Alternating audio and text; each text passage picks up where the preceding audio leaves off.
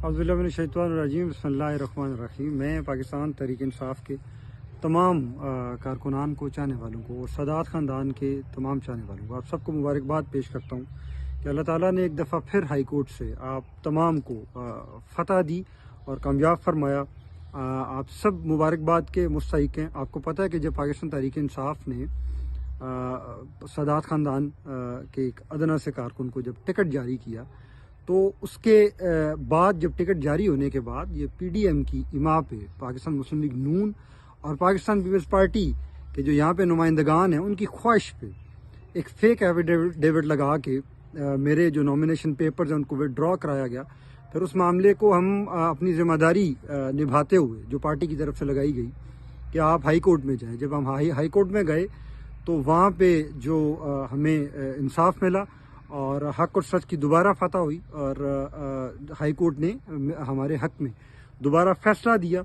उसी सिलसिले में आज अल्हम्दुलिल्लाह जो RO की तरफ से हमें रेडियो का निशान अलॉट किया गया है। तो मेरी आप तमाम से गुजारिश है कि ये वक्त है इत्तेहाद का, ये वक्त है इत्तफाक का, ये वक्त है जुल्म और ये वक्त है जुल्म का बदला लेने का। हमें अपना जो जुल्म का बदला जो पिछले 2 साल से PDM के प्लेटफॉर्म से PDM की इमा पे जो जारी है, वो उसका बदला लेने की तैयारी का टाइम है। वो बदले का दिन जो है वो 8 फरवरी 2024 है और रेडियो के निशान पे जो पाकिस्तान तहरीक इंसाफ का निशान है, जो इमरान खान साहब का निशान है, हमें उस निशान को कामयाब करके अपना बदले की तैयारी करना चाहिए। ये वो बदला है जो हम 8 फरवरी को लेके पाकिस्तान को आइंदा आने वाले मुस्तकबिल के लिए इंशाअल्लाह अज़ीज़ ये PDM जैसी गैर जमहूरी ताकतों से इंशाअल्लाह आज़ाद कराएंगे और इमरान खान को NA-65 से ज़रूर इंशाअल्लाह फतह देंगे।